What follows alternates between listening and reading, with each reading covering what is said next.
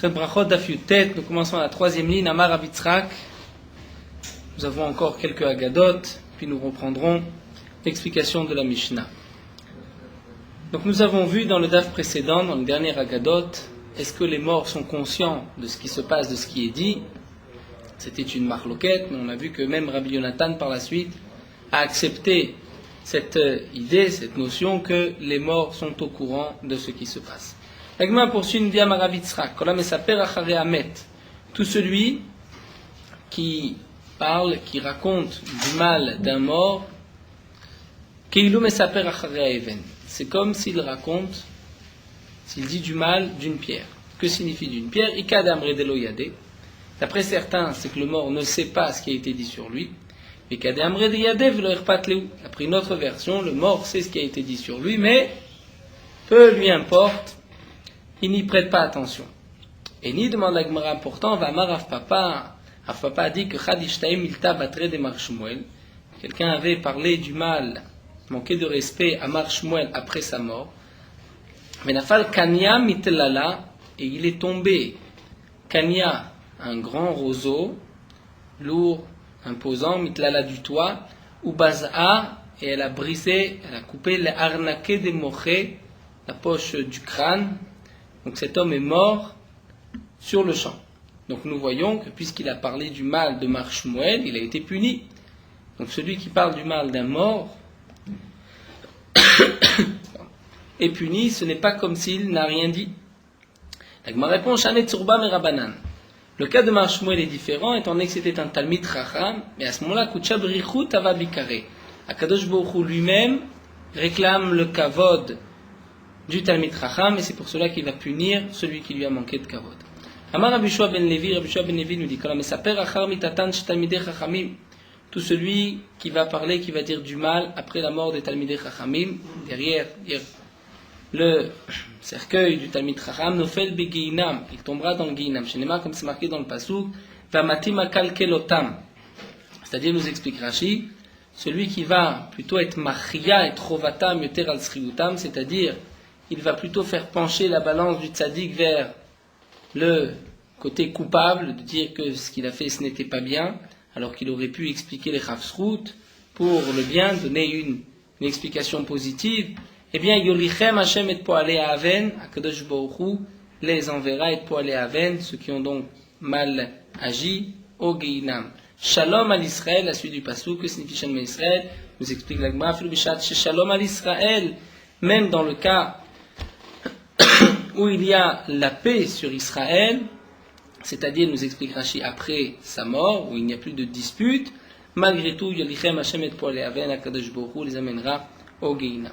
Taned ve Rabbi Ishmael, Rabbi Ishmael termine et nous dit, T'araïta Tamid Chacham Shavra Vera Balayla, si tu as vu un Tamid Chacham, un érudit en Torah, qui a transgressé une Avera la nuit, Al Te'arev Acharav Bayom, ne va pas penser, réfléchir le jour, voici tel Talmid Chacham a transgressé, pourquoi Shema Asa Teshuva, peut-être qu'il a fait Teshuva entre temps, il s'est repenti. La Gemara dit Shema Asal Kadatar, peut-être seulement, peut-être qu'il a fait Teshuva, il a Vadaï Asa Teshuva, c'est sûr qu'il a fait Teshuva étant donné que c'est un Talmid Chacham, donc là il a mal agi, ensuite il a pris conscience qu'il a mal agi, il a fait Teshuva, Vanemile Medvarim Shebegufo, mais c'est seulement ce qui le concerne, le Talmid Chacham à lui tout seul. Donc si je le vois transgresser, je vais me dire, il a certainement fait Teshuva entre temps. Aval ben mamoné, mais si je l'ai vu voler ou prendre de l'argent qui ne lui appartient pas, ademeader les marais, ça c'est jusqu'à ce qu'il le rende. Tant qu'il n'a pas rendu, donc je vois bien que le Talmid Chacham n'a pas fait Teshuva. C'est aussi marqué dans le Shulchan Aruch, il y a un cherem de parler sur les morts, c'est pour cela que nous avons l'habitude de ne pas dire de mal sur un mort, sur qui que ce soit. Pamar Rabbi Shua ben Levi nous dit, Bechavdalet mekomot bedim eladim al kevod darav. Il y a 24 endroits, comme nous allons le voir dans nos Mishnayot, où le Bedin va excommunier celui qui a manqué de respect au Rav. Menadim al kevod darav, sur le respect du Rav. Vechulan, et tout Chaninu b'Mishnatin, nous les avons enseigné dans la Mishnah. Donc c'est Rabbi Shua ben Levi qui a dit que ces 24 endroits sont marqués dans la Mishnah. Marlé Rabbi Lazar lui a dit Echa, Où est-ce que c'est marqué? Où sont ces 24 endroits? Amarle lechitishkach, lorsque tu les trouveras. C'est-à-dire, va, cherche. Nafak. Eh bien, Rabbi Lazar a cherché. Dak ve ashkar, il n'en a trouvé que 3, tlat. Amezalzel benetilat yadaim, celui qui dénigre, qui ne fait pas bien attention au netilat yadaim, au fait de se laver les mains avant de manger du pain, va mesaper achar mitatan shetamidei chachamim, celui qui va parler sur un Talmid Chacham qui est déjà décédé, va magiz dato klape ma'ala, et celui qui se permet, on va dire, vis-à-vis d'Akadosh Baruch Hu, qui dit certaines choses qu'il ne doit pas dire, comme nous verrons dans le Maaseh de Choni HaMa'agal. Dans ces 3 cas, on va excommunier l'élève. Donc ici, l'élève par rapport au maître, parfois le maître, c'est donc le Talmid Chacham, Mezalzel ben Netilat Yadayim, celui qui nègre Netilat Yadayim, il est Mezalzel sur les Chachamim qui ont institué Netilat Yadayim, et celui qui se permet vis-à-vis d'Akadosh Baruch Hu, Akadosh Baruch Hu aussi considéré comme le maître. Donc il y a nidouille, excommunication dans ces 3 cas-là. Voici les 3 cas que la Gemara va rapporter. Quel est le cas? Maintenant, nous avons une Mishnah. Ouaya Omer. C'est Akavia ben Maalalel qui avait l'habitude de dire En mashkin et agiyoret, velo et ameshucheret. Lorsqu'une femme est sota, elle est soupçonnée d'adultère, on lui fera boire la potion, c'est-à-dire on va écrire la paracha de sota sur un parchemin, on va ensuite l'effacer avec de l'eau, et cette femme devra boire cette potion, c'est mesota.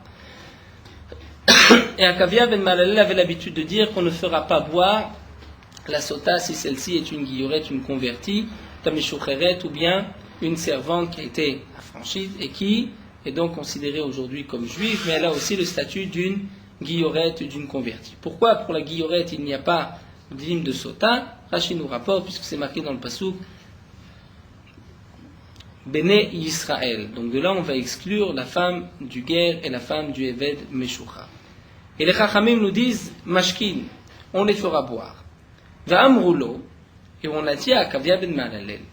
Donc toi tu dis on ne les fera pas boire. Et pourtant Maaseh de Karkarmit Shifra. C'était le cas de cette servante Karkarmit, qui était appelée Karkarmit, c'était son nom, ou bien nous dit Rashi, le nom de sa ville, de là où elle venait. Meshucheret, qui était une servante qui a été libérée, affranchie.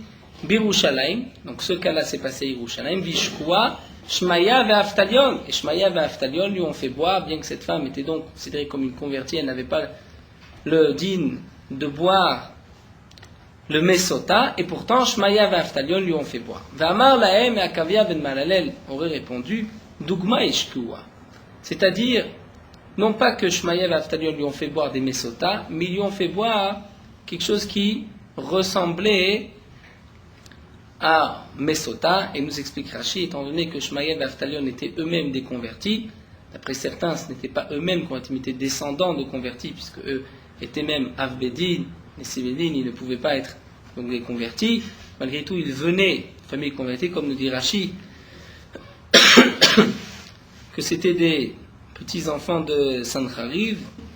Et donc, Akavia ben Maalalel a répondu, Doukma Ishkwa, étant donné qu'eux-mêmes étaient des convertis, donc ils lui ont fait boire sorte de potion, mais ce n'était pas la véritable potion de Mesota.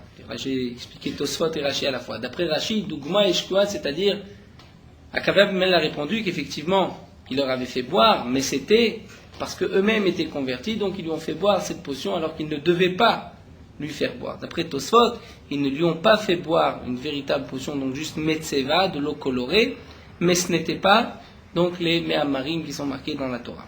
Veniduhu, l'Agmara nous dit, Akavia ben Maalalel, pour avoir manqué de respect à Shmaya et Aftalion, a été excommunié, ou Met Beniduyo, et il est mort alors qu'il était encore excommunié, Vesaklou Bedin Tarono, et le Bedin a jeté des pierres sur son lit de mort, comme c'était l'habitude pour celui qui était excommunié, qui mourait en étant excommunié. Donc nous avons un cas, c'est le cas que Rabbi Lazar a trouvé.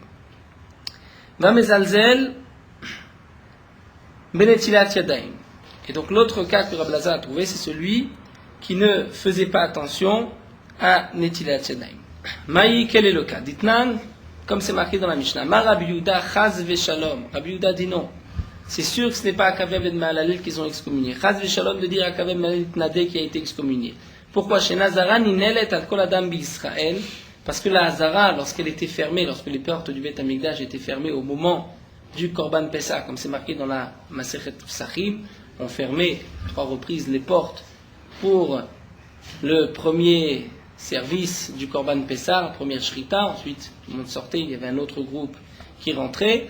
Et quand même, la Gemara nous dit que dans toute la Hazara, lorsqu'elle était fermée, il n'y avait pas de Ben Israël qui était aussi grand, Bechorma ou Betara ou Beiratret, comme Akav ben Mahalalel, en sagesse, en pureté et en crainte du péché, comme Akavia ben Mahalalel. Donc nous dit ici, Rabbi Yehuda, c'est impossible de dire que Akavia ben Mahalalel a été excommunié. Et là, et Minidou, qui est-ce qui a été excommunié? C'était Lazar ben Chanor. C'est Lazar ben Chanor, chez Pikpek ben Netilat Yadayim. Il a douté de Netilat Yadayim, il a émis des doutes quant au din de Netilat Yadayim, ou Kshemet, et donc il a été excommunié lorsqu'il est mort. Shalchou Bedin ont envoyé Vinichou Even Gedola l'Arono, ils ont mis une grande pierre sur son lit, et la Medecha, sur son aron, sur son cercueil, pour t'apprendre, chez Kol Amitnade ou Met Binidouyav, Bedin Sotlim et Arono, pour te dire que tout celui qui a été excommunié et qui meurt dans cette excommuniation, le Bedin va jeter des pierres sur son aron, sur son cercueil. Donc nous avons un deuxième cas, le cas de Netilat Yadayim, où nous voyons dans la Mishnah qu'on a excommunié quelqu'un pour avoir manqué de respect aux Chachamim, donc aux Chachamim qui ont institué Netilat Yadayim. Amegiz dato klape ma'ala, celui qui se permet de dire des choses non convenables vis-à-vis d'Akadosh Baruch Hu, maïk, le cas d'Itna. Shalach lo Shmaya ben Shetach le Choni Amagal. Nous connaissons tous l'histoire de Choni Amagal dans Masechet Ta'anit, lorsque la pluie tardait à tomber, c'était une année de sécheresse. Les Chachamim sont venus voir Choni Amagal. Il a fait un cercle sur le sol et il a dit: je ne sors pas de ce cercle tant que la pluie ne viendra pas. Il a commencé à pleuvoir un petit peu.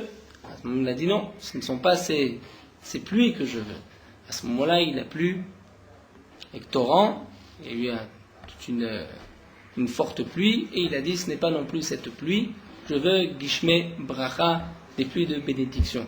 Et ensuite, Shimon ben Shatach lui a dit: Tzarich ata litnadot. En vérité, pour avoir parlé ainsi à Kadosh Baruch Hu, tu devrais être excommunié, puisque tu te permets un petit peu de dire: je ne veux pas cette pluie, je veux celle-ci, je veux comme ça.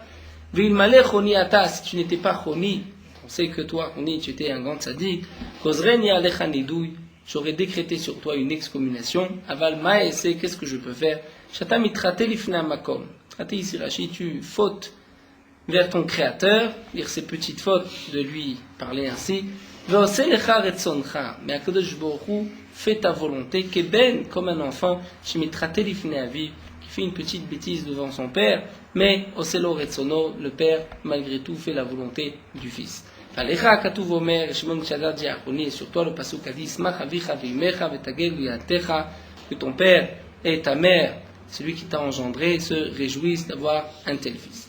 Donc nous avons 3 cas, nous dit la Gemara, où il y a eu une excommunication pour avoir manqué de respect au maître, mais nous n'avons pas les 24 cas de Rabbi Yoshua ben Levi. La Gemara continue d'ouvrir tous les cas, il n'en a pas plus. Vaïka, voici, nous avons un autre cas, les Taner Rav Yosef. Tudus ish Romi, un homme de Rome, Inig et Bene Romi, a habitué les gens de Rome, la Achinan Gidim et Kulasim ben Lepsachim.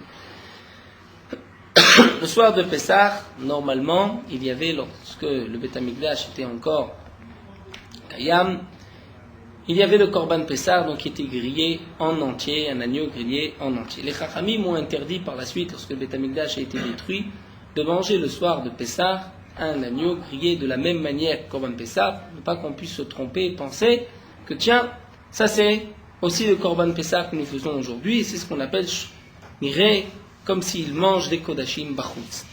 Et ce Tudus ish Romi a habitué les gens de Romi de manger Gidim et Kulassim, les Gidim qui ont été grillés Bel-Lepsachim le soir de Pessah, de la même manière que le Korban Pessah. Shalach le Shimon ben Shatach, Shimon ben Shatach lui a envoyé, lui a dit: il m'allait Tudus ata, si tu n'étais pas Tudus, Gozren yalecha nidouy, je t'aurais excommunié. Shtamachil et Israël Kodashim Bachutz, parce que tu fais manger au Bnei Israël des korbanot à l'extérieur du Beth Amikdash, c'est-à-dire les gens vont se tromper, vont penser qu'ils mangent des korbanot. Alors la Gemara répond: c'est vrai que nous avons un autre cas, mais c'est Bemishnatenu Kamrinan. ce que les trois cas que nous avons trouvés, c'est dans la Mishnah. La Braïtaï, ça c'est une Braïta. Au Matnitim, les cas de Malagma et dans les Mishnah, nous n'en avons pas plus que trois. Vaïka, nous avons un autre cas d'Etnan, Khatrou Chuliot, dans le cas du Tanour de Rabbi Lazar, Rabbi Eliezer et les Chachamim. Donc lorsqu'il y avait un four qui était en argile, le four en argile qui était pour la première fois cuit dans un autre grand four, à ce moment-là, c'était considéré comme un ustensile, un keli. Si le four était devenu impur, pour lui enlever cette impureté, il fallait le briser. Lorsqu'on a coupé le four, chuliot, c'est-à-dire des, si on peut dire des rondelles d'argile, mais ensuite on a reconstitué le four, et il a mis entre chaque rangée du sable pour les maintenir, pour les coller. Rabbi Eliezer mettait. Rabbi Eliezer dit que ce four garde son statut de tahor, il n'est pas considéré comme étant un nouveau keli, étant donné qu'on ne l'a pas rentré encore une fois dans un grand four, alors que les chachamim l'ont rendu tamé. Vezeu tanuro shel achnai, c'est le tanour shel achnai. Maï achnai, c'est un serpent. Amar Rabbi Yehuda, Amar Shmuel, melamed shegifua ilachot kachnaeze. Pourquoi on a appelé le four du serpent?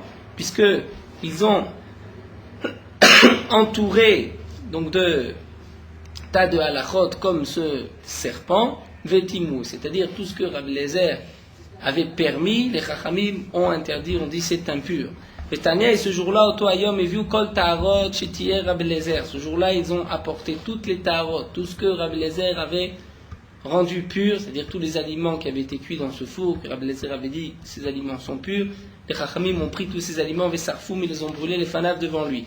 Et les Bessof, à la fin, Bachou, ils l'ont béni, c'est-à-dire ils l'ont excommunié. Donc nous dit la Gemara, voici un autre cas où dans la Mishnah c'est marqué qu'on a excommunié pour avoir manqué de respect au maître. Afilo Achin, nous dit la Gemara, malgré tout, Nidouy B'matnitim Lotnan, dans la Mishnah nous n'avons pas, c'est pas marqué le Nidouy, l'excommuniation. Donc c'est pour cela que ça ne fait pas partie des trois cas. Alors demande la Gemara, puisque Rabbi Eliezer n'en a trouvé que trois, qu'est-ce que nous a dit Rabbi Shua ben Levi, Bechav Dalet Mekomot, les 24 endroits, Echimish Karatli, comment va-t-il les trouver? La Gemara répond, Rabbi Shua ben Levi, Medame Milta le Milta, Rabbi Shua ben Levi va comparer un cas à un autre, c'est-à-dire lorsqu'il trouvait un cas où le Rav avait, ou un élève avait manqué de respect, il disait, ah, là on aurait dû l'excommunier. Ou lorsque un Chacham se parlait avec dureté contre un autre Chacham, avec dureté contre un autre Chacham, il disait, là aussi, il aurait dû être excommunié, donc il avait trouvé 24 cas. Mais nous n'avons trouvé en fin de compte que 3 cas, Rabbi Eliezer, lui, l'Omedam Milta, le Milta, n'a pas comparé un cas à l'autre, il n'a rapporté que les 3 cas où dans la Mishnah, c'est marqué qu'on a excommunié pour avoir manqué de respect au maître. Nous revenons à notre Mishnah, nous avons vu Nosei Amita Vechilufehem. Donc ceux qui portent le corps du mort sont exemptés du Kriyat Shema. Et la Braïta nous dit, il ne faut pas faire sortir le mort pour l'enterrer au moment du Kriyat Shema, puisque les gens ne vont pas pouvoir lire le Kriyat Shema en son temps. Vimitrilou, si malgré tout ils ont commencé, Mafsikim, on n'arrêtera pas la Levaya. Et ni pourtant, Rav Yosef, pourquoi ça me le Kriyat Shema? Lorsque Rav Yosef est décédé, on l'a sorti au moment du Kriyat Shema. Il me répond, Adam Chashuv Shane, étant donné que c'était un homme important, c'est différent. Rav Yosef avait un statut particulier. Donc on avait le droit, même au moment du Kriyat Shema, de le faire sortir. Chez l'Ifna Amita Shtachar Amita, nous avons vu que certains sont dispensés du Kriyat Shema, d'autres non, tout dépend de celui qui va porter le mort ou pas. Tanou Rabbanan, nous avons une braïta. Oskim Be'espet, ceux qui sont occupés à écouter les oraisons funèbres, Pisman, Shamet Mutalifnehem, lorsque le mort est devant eux, Nishmatim Echad Echad, chacun à son tour va s'éloigner, les Korim, et vont lire le Kriyat Shema. En Amet Mutalifnehem, si le mort n'est pas devant eux, il est dans une autre pièce, les gens sont à l'extérieur et ils écoutent les Spedim, En Yoshvim Vekorim, ils ont droit de s'asseoir et de lire, Veou Yoshev et l'endeuillé s'assoit aussi, Vedomé, mais il se tait, il ne lit pas le Kriyat Shema. Et Momdim Mitfalilim, eux vont prier, Veou Omed ou Matzdik Alavetadin, lui va aussi se lever, mais il va être Matzdik Alavetadin, il va dire à Kadosh Baruch Hu, tu as raison, ce que tu as fait pour le bien, comme nous allons voir. Omer, il va dire, Bon Olamim et tout le monde, Arbe Chatat Elefanecha, j'ai beaucoup péché devant toi, Velo Nifrata Mimeni Echad Min Yelef, et tu ne m'as pas puni même 1/1000 de ce que j'aurais dû recevoir. Yiratson Elefanecha Shemlokenu, que ce soit ta volonté, chez notre Dieu, Shtikdor Pirtsotenu, que tu fermes toutes nos failles, notre fissure, Pirtsot Kolamechav Israël et toutes les Pirtsot du peuple d'Israël, Berachamim, avec miséricorde. Mais Abaye n'est pas d'accord. Puisque Abaye dit, qu'est-ce que cet homme va dire d'après cette formule, cette phrase, il va dire, tu ne m'as même pas puni un millième. C'est-à-dire comme s'il demandait qu'on vienne le punir. L'autre iftarpé la Satan, nous dit la Gemara, l'homme ne doit pas dire ainsi. Tamar Rabbi Shimon ben Lakish, Rabbi Shimon Lakish a dit, nous l'avons aussi enseigné au nom de Rabbi Yossé, un homme ne doit pas ouvrir la bouche au Satan, il ne doit pas dire j'ai beaucoup fauté et tu ne m'as pas puni pour toutes mes fautes, puisque sinon il appelle sur lui la punition. Vamar Rav Yosef, Maïkraa, Yosef nous dit quelle est l'allusion dans le Passouk, Shneimar, c'est marqué, Kimat Kisdom Aïnou, c'est-à-dire on était presque comme les habitants de Sdom, et ensuite juste après c'est marqué Maïdou Navi, qu'est-ce que le Navi leur a répondu, Shimon Devar Hashem, écoutez la parole d'Hachem, Ketsine Sedom, les princes de Sdom. Donc ceux qui ont dit nous étions presque comme Sdom, ils ont été effectivement appelés les princes de Sodome.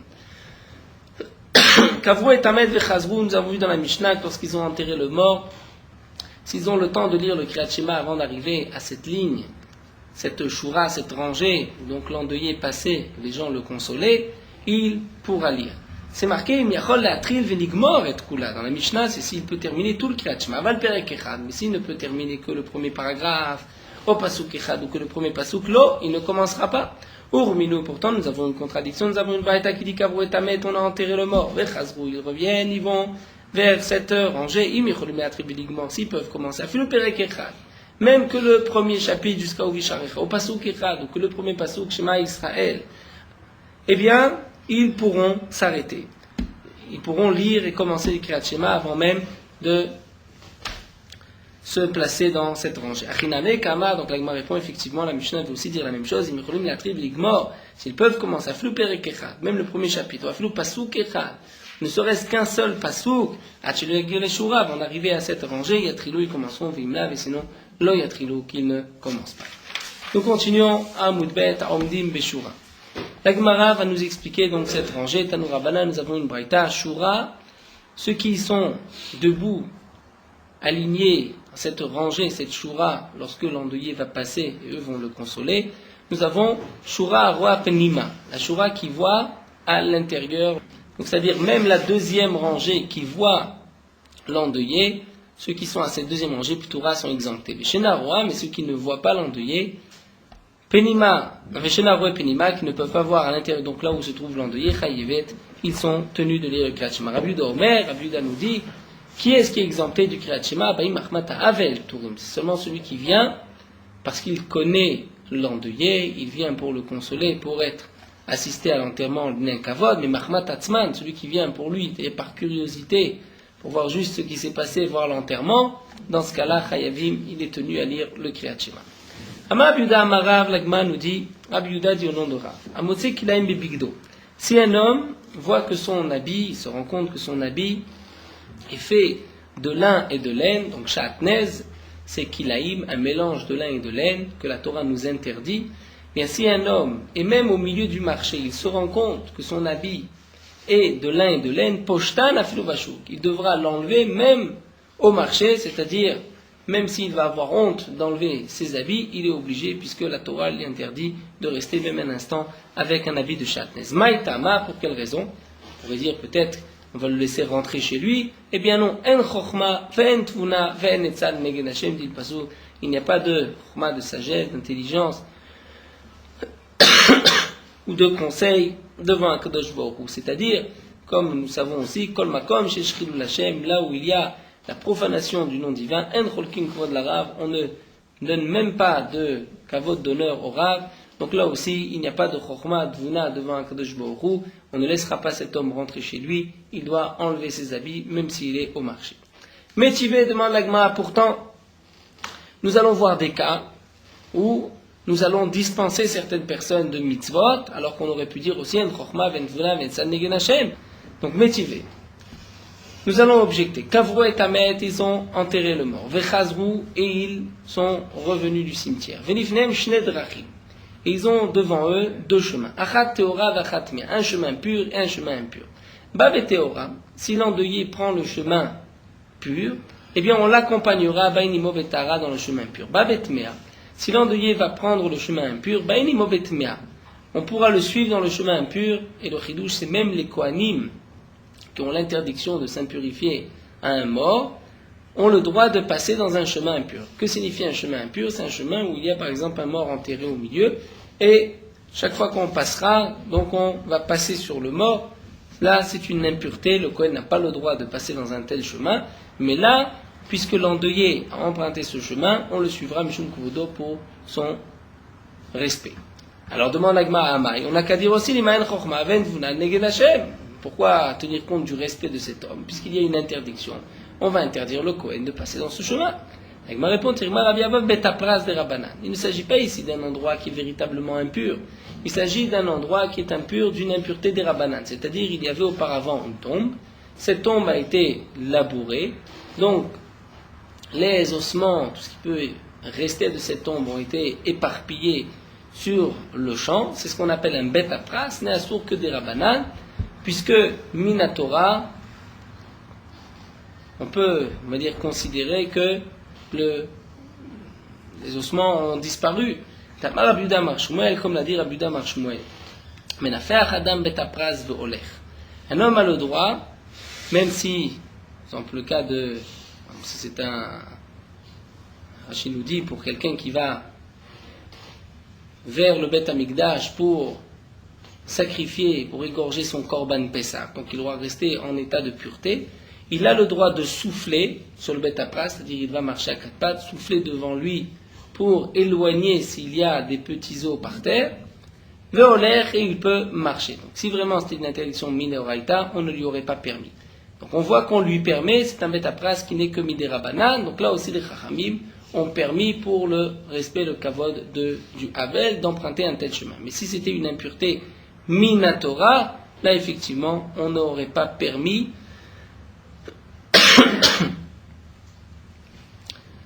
de passer dans un tel endroit.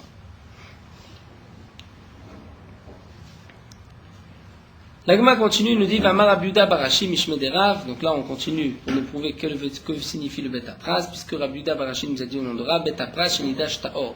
Même un Bet Apras qui a été piétiné, donc les gens sont déjà passés, il est considéré comme Taor, comme pur, c'est-à-dire certainement que déjà tout a disparu, puisque c'est une Touma Miderabanan.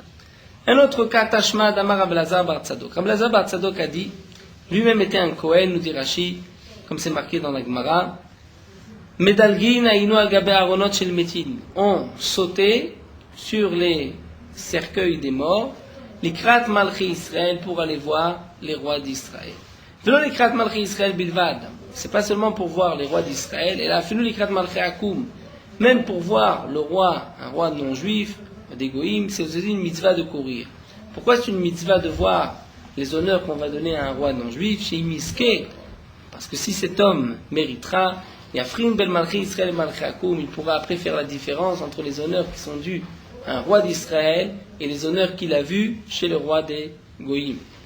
Alors là aussi, demande la Gemara, puisque Rabbi Eliezer Rav Tzadok était un Kohen, comment se fait-il qu'il avait le droit de sauter sur les cercueils, puisqu'il y a une Touma B-O-L?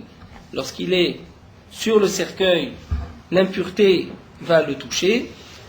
Donc on n'a qu'à dire En chokhma ventvuna venetza leneged Hashem. Il n'y a pas de chokhma, puisque la Torah interdit, il est Kohen, il n'a pas le droit de se rendre impur. Alors pourquoi a-t-il le droit de passer pour aller voir les rois, malchi Israël? Alors la Gemara nous dit que des Rava, comme a dit Rava. Damar Rava, Ravad. Dvar Torah Oel, Kol Shesh Bo Chalal Tefach Hotzet Bifnei Atuma. Mina Torah, lorsqu'il y a un Oel, il y a effectivement un toit sur le mort, mais qu'il y a une séparation d'un Tefach, une panne 10 cm entre le mort et le toit, à ce moment-là, Hotzet Bifnei Atuma, celui qui va passer au-dessus du toit, n'est pas impur, puisque la Touma, ce Tefach va faire écran avec l'impureté, et celui qui passera au-dessus du toit. Bien sûr, celui qui est en dessous du toit, il est impur. Dans le cas où il y a un toit, mais il n'y a pas cet espace d'un tefar de 10 cm entre le mort et le toit, et le chotzet bifnei touma, alors à ce moment-là, la touma est bokaad, là, elle monte jusqu'au ciel. Et donc, rov aronot, la majorité des cercueils, yesh baem chalal tefar. Il y a entre le mort un chalal tefar, et comme précise Tosfot, bien sûr, le haron, le cercueil est aussi ouvert sur le côté, puisque s'il est fermé, c'est quand même, ça reste impur, comme un golel. Et donc, puisque les rov aronot, il y a cette séparation de téphar sur chaque cercueil, donc normalement, celui qui passe sur le cercueil n'est pas impur, puisque la touma il y a eu une séparation, un écran. Vegazrou, mais les chachamim ont fait une xéra. Shiesh baem, mishum shen baem. On fait une xéra, on ne peut pas monter sur n'importe quel cercueil, de peur que on puisse par la suite sauter sur un cercueil qui a moins qu'un téphar entre le mort et toi le couvercle du cercueil. Et donc là, puisque ce n'est qu'une touma midé rabanan, puisque c'était le kavod des rois, donc les chachamim n'ont pas été gozés. Tashma, nous avons un autre cas. Gadol kvod abriot shdochet lotase batora. C'est marqué grand est l'honneur des bériot, des créatures, puisque pour le kvod abriot, on peut même transgresser un commandement négatif de la Torah. Et là, nous explique Rashi que la vamina de la Gemara, c'était que tout l'otaase peut être transgressé pour le kvod abriot, pour l'honneur des hommes. Puisque la Torah interdit, donc comment peut-on faire intervenir la notion de kvod abriot? Rav Bar Sheva a répondu, il ne s'agit pas de tous les lavim, il s'agit juste du lave de l'otassour. Que signifie le lave de l'otassour? C'est-à-dire, ceci ne concerne que le lave de l'otassour qui est le digne que nous devons écouter tout ce que les chachamim nous disent. Dans le passouk, c'est marqué, lorsqu'un chacham te dira telle ou telle chose, même si tu penses le contraire, tu dois l'écouter. Donc là, Gemara a pensé, à ce stade-là encore, que qu'est-ce que Rav Bar Sheva a répondu, et que si les chachamim vont te dire même un enseignement de Torah, tu as le droit de transgresser pour ce lave de l'otassour, puisque kvod abriot, grand est l'honneur des créatures.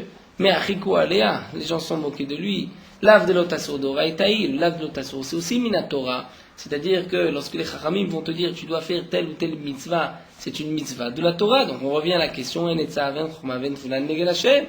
alors la Gemara nous dit, Rav Kahana a répondu, Gavaraba Marmilta, un grand homme comme Rav Bar Sheva a dit quelque chose, l'autre achikola, ne rigolez pas, ne vous moquez pas. Vous n'avez simplement pas compris ce qu'il a voulu dire. Il a voulu dire que kol milé des rabanan asur lav l'otasur. C'est-à-dire que toutes les mitzvot des rabanan, nous sommes tenus de les écouter. Lorsque les chachamim nous disent tu dois faire telle ou telle chose, nous devons écouter les chachamim, puisque la Torah nous dit l'otasur, c'est-à-dire tu ne dois pas dévier de ce que les chachamim vont te dire. Donc le lave de l'otasur, c'est que la Torah me dit tu dois écouter les chachamim. La mitzvah en elle-même que je vais faire, c'est la mitzvah que les chachamim m'ont ordonnée.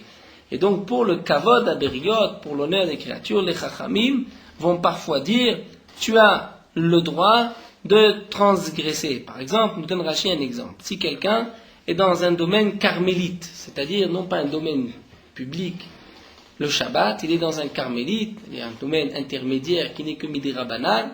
Nous verrons Bezrat Hashem dans Maseret Shabbat une définition de carmélite. Donc nous avons Reshut Arabim, Reshut Ayechid des carmélites, qui est un domaine Midi Rabbanan. Lorsque un homme s'est rendu compte que son tzitzit s'est cassé de son talit, donc là, que devrait-il faire? Il devrait enlever son talit. Et bien là, les chachamim m'ont dit, étant donné que tu n'es que dans une carmélite, où il y a interdiction des rabbanan de porter, tu as le droit de rentrer chez toi, et tu n'es pas obligé de laisser ton talit pour l'honneur des bériotes, que cet homme n'a pas besoin de se dévêtir dans la rue, ou encore un autre exemple comme nous rapporte Rashi. Donc de toutes les manières, la Gemara conclut que dans quel cas nous avons le droit, Mishum Kvod Abriot, de transgresser une interdiction de la Torah? C'est en vérité une interdiction des Chachamim qui nous est imposée par la Torah d'écouter les Chachamim. Tashma, un autre cas concernant un objet trouvé. C'est marqué Vitalam Tamem. Le passouk nous dit parfois, on va expliquer le passouk, et tu as fermé les yeux, tu as fait comme si tu ne l'as pas vu. Le passouk nous dit Vitalam Tamem, la dracha c'est pas même Shatam Italemem. Parfois, tu dois ignorer l'objet qui se trouve devant toi. Ou pas même parfois tu ne dois pas l'ignorer. Si cet homme est un Kohen et que l'objet se trouve dans un cimetière, donc il n'est pas tenu d'aller le chercher dans le cimetière parce que le Kohen n'a pas le droit de rentrer dans un cimetière. Donc il doit ignorer l'objet trouvé, bien qu'il a la mitzvah d'Asherat Aveda de rendre l'objet à son propriétaire. Si un homme est un homme âgé et ce n'est pas son kavod. Il a trouvé un jeu d'enfant, ce n'est pas l'honneur de cet homme, kavod de cet homme, de se balader dans la rue avec un tel jouet, eh bien il aura le droit de laisser cet objet là où il l'a trouvé sans le ramasser. Par exemple, c'est un homme qui travaille, donc il va perdre beaucoup d'argent en s'arrêtant, en prenant l'objet et le rendant à son propriétaire, plus encore que ce que l'objet ne vaut. Donc là, la Torah nous dit les karnema vitalamta. Là, tu as le droit d'ignorer dans ces trois cas-là. Alors demande l'agma amay limain chorma venvuna venetzal neged Hashem. On n'a qu'à dire il n'y a pas de chorma vena devant Akadosh Baruch Hu. C'est-à-dire puisque Akadosh Baruch Hu me dit tu as trouvé un objet, tu dois le prendre, le rendre. Même si ce n'est pas l'Efir Vodo, c'est un homme âgé, il doit le prendre malgré tout. C'est ce que la Torah lui a commandé. Et ma réponse est vraie, mais Shane Atan Dirti Vitalam Tameh. Là, le Passouk me dit. Le Passouk dit, tu as le droit d'ignorer. Donc si le Passouk le dit, le Passouk le permet.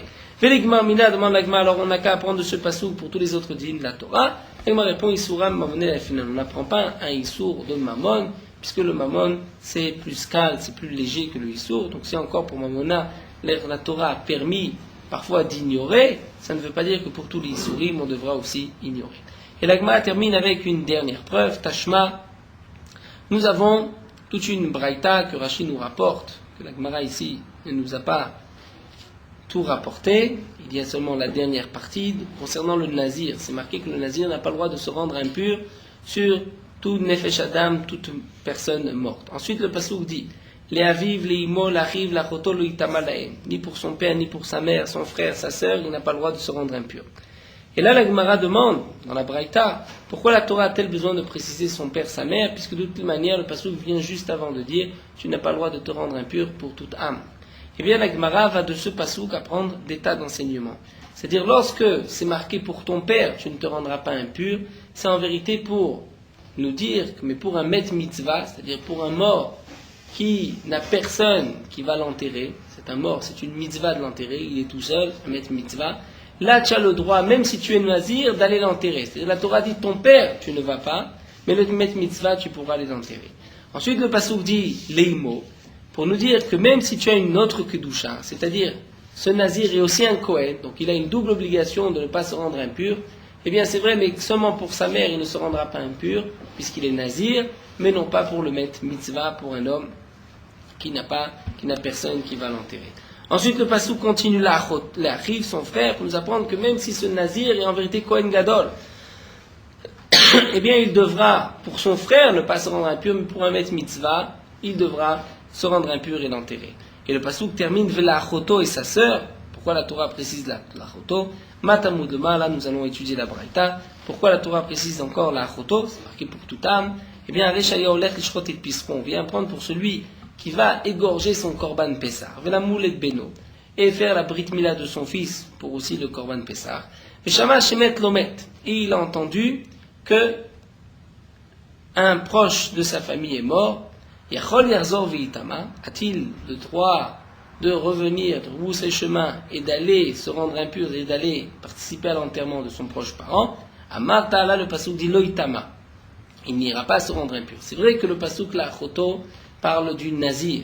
On a voulu inclure un nazir Kohen Gadol. Mais là, lorsque la Torah continue, dit la choto, nous n'avons plus rien à inclure. Donc là, la Gemara va nous dire qu'il s'agit d'un autre cas de celui qui va pour aller égorger son korban Pessah. Et là, la Torah dit, attention, tu ne pourras pas te rendre impur, même pour un proche parent. Alors peut-être tu vas dire, de la même manière qu'il ne se rend pas impur pour eux, il ne se rendra pas impur pour un met mitzvah, pour un mort que personne ne va enterrer, c'est une mitzvah de l'enterrer. La Torah dit non, c'est bien la choto, tu ne te rends pas impur pour ta sœur. Et nous continuons d'Afraf encore 3 lignes. Aval metameu le met mitzvah, mais tu pourras te rendre impur pour un met mitzvah, même si tu vas pour égorger ton korban Pessah. Si tu es impur, tu ne pourras pas faire le korban Pessah. Et bien là, la Torah nous dit non, tu pourra t'arrêter pour le met mitzvah, comme nous dit Rashi, pour le kvod averiot, le kvod du met, l'honneur de cet homme qui est mort et que personne ne va enterrer, tu peux t'arrêter et tu vas l'enterrer. Et là, la demande de Gemara Amay, limain chokma venvuna venetzal neged Hashem. On n'a qu'à dire qu'il n'y a pas de chokma venvuna neged Hashem. C'est vrai que c'est le kavod de cet homme qui est mort, mais toi tu as la mitzvah d'aller faire ton korban Pessah. Donc peut-être Nous dit la Gemara, il devrait aller faire son korban Pessah, ne pas s'occuper de ce mort. Eh bien non, la Gemara dit, Atam dirtiv, là-bas c'est différent, c'est marqué Velachoto. C'est-à-dire la Torah précise, tu pourras te rendre impur pour un met mitzvah. Je te le dis. La Gemara dit Viligma Miné, alors on n'a qu'à apprendre de là-bas. La Gemara dit non, Shev Alta, c'est Shane. Dans le cas du korban Pessah, c'est un Shev Alta, c'est-à-dire la Torah dit, tu vas te rendre impur pour le met mitzvah, et en fin de compte, tu n'accompliras pas ta mitzvah du korban Pessah. C'est-à-dire tu vas rester assis et tu n'appliqueras pas. Ça nous explique Rashi, il y a beaucoup de choses où on pourra, donc Mishum Kvod Aberiot, les Chachamim vont permettre même, Beshev Al-Ta'aseh, d'annuler, de troquer une halakha de la Torah, mais c'est seulement lorsque c'est sans faire d'action, comme par exemple Tkiyat Shofar, que les Chachamim ont interdit, si Rosh Hashanah tombe un jour de Shabbat, les Chachamim ont dit, Shev Al-Ta'aseh, tu ne sonnes pas le shofar, bien que la Torah a dit, tu dois sonner le shofar.